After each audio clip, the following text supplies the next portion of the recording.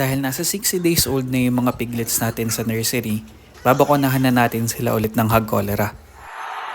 Compared sa Coglapes, ang day of administration nito is on day 40 and day 60 ng mga piglets.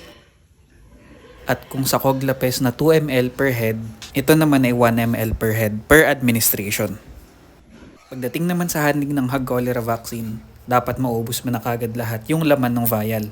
Di kasi siya tulad ng ibang gamot na pwede mong itabi pagkatapos gamitin. So kaysa masayang, binakunahan na rin namin yung mga bagong babang piglet sa growing pen. 390 pesos yung bili natin dito sa 20 ml vial ng hog cholera vaccine. Kaya mas mura siya ng konti sa Coglapes na nasa 280 pesos per 10 doses. Kaya kung 2 beses tayo magtuturok ng hog cholera per head, nasa 39 pesos yung magagastos natin gamit ang HCVac. And nasa 56 pesos naman kapag Coglapes.